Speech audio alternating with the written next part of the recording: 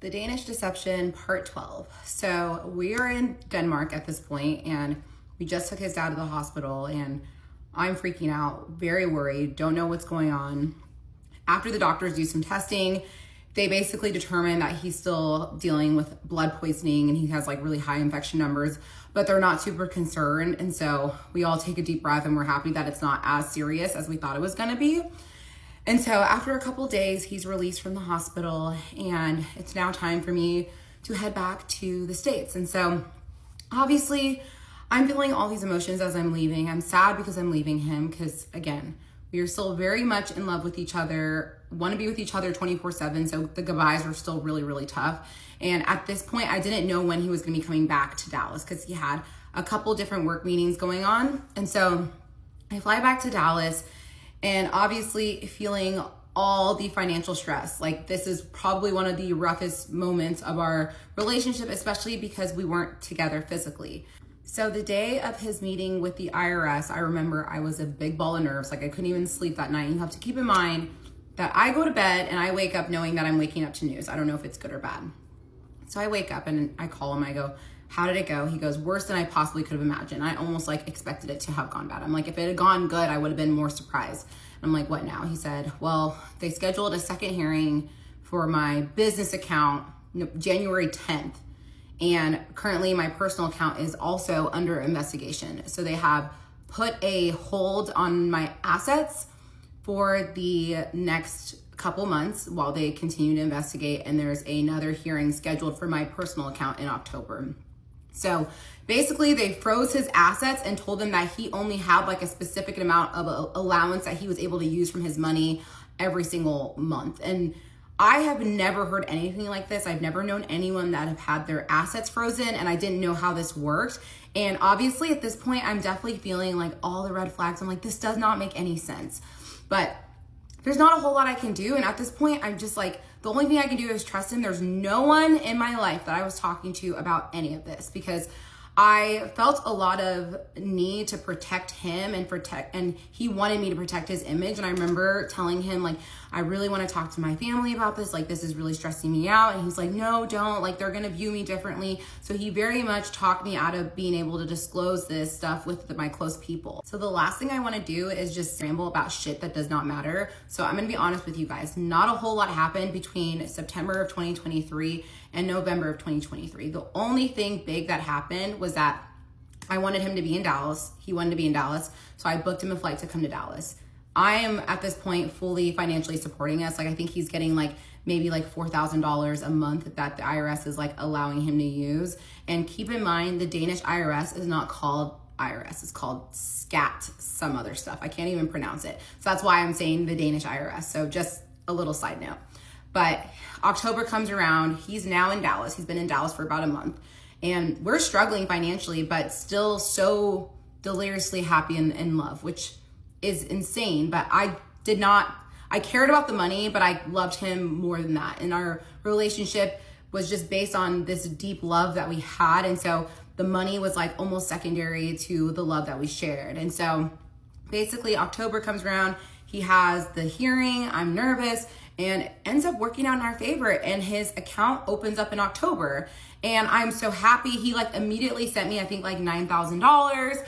And I was like, oh my gosh, like this is amazing. Like we're gonna be able to like come out of this. And he said his business account, that was where the 10 million was supposed to be. That was supposed to be opened up not opened up. He was supposed to have a hearing set for January 10th. So that was when we were gonna figure out what was gonna happen. And I remember asking him like, what do you think is gonna happen? He's like, well, I've been like looking at research and there's a chance that they might put in like an 18-month to 24-month hold. I go, 18-month hold? And he said, yeah, but I don't think that's what it's gonna be, but you know, we'll just cross that bridge when we get to it. Again, have never caught him in a lie at this point. And so basically his personal account's opened up. So we're alleviated of a little bit of the financial stress, but it's still like a little bit stressful because obviously I had quit my job and I was doing real estate full time. And let me tell you, y'all, I was working my ass off, but it almost was like I was restarting my career because I hadn't been working in real estate much for that whole entire year. So I was 100% relying on him for maybe like the month of November, I would say. But the rest of the months I was still finding a way to make ends meet. I was still making a little bit of money from like doing like campaigns on Instagram, other things. So I still was like making a little bit. So December rolls around and his 90 days of being in the States is about to be up. So he went back to Denmark the beginning of December. And so my plan was to go and meet him in 2 weeks. So we're gonna spend 2 weeks apart. And so he's in Denmark for about a week and he sends me a message and he says, my dad's back in the hospital. And I was like, no.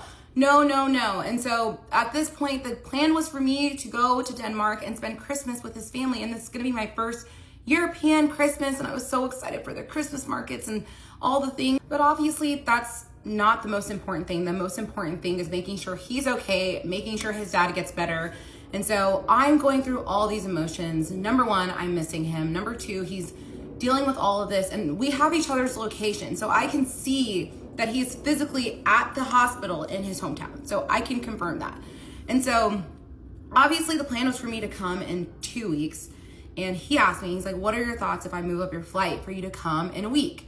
And I said, obviously I need to tie up some things for work, but I would love to be there for you. And he said, okay, like then let's do that. And so I moved up my flight. My sister was watching my dog and I leave. And at this point, the plan is for me to be gone for now 3 weeks. I was originally gonna be gone for 2 weeks. Now it's 3 weeks.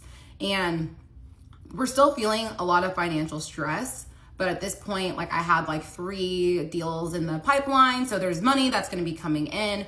But obviously we're still stressed out because like money's coming in, but that does not mean the money's there. So we were like up to date on like bills, but still 100% stressing out. And so originally the plan was my ex said that he really wanted to go stay at this hotel called Hotel d'Angleterre in Copenhagen for 1 night before we went to his hometown to like be with his family. Cause his mom had said, I want you guys to just enjoy 1 day in Copenhagen in the Christmas markets before you come home. And so we were like, okay, we'll do that. And so he hadn't booked any of the hotels or anything. And like the day before I'm flying out to Denmark to go see him, he tells me that he just got charged this huge insurance payment for his 2 apartments. Obviously he sold the apartment complex, but his 2 singular apartments that are rented out, he got hit with an insurance payment and basically it wiped out like everything he had. So again, I'm annoyed. At this point, I'm just like sensing that a lot of this stuff is just bullshit, but I also am just like, it's the holidays, his dad's in the hospital, so I almost feel bad like coming at him whenever he's already dealing with so much. And he had said that his mom had given him money for like hotels, dinners, things in Copenhagen. She was fully aware of like the insurance payment and the financial position he was in, and she wanted to help.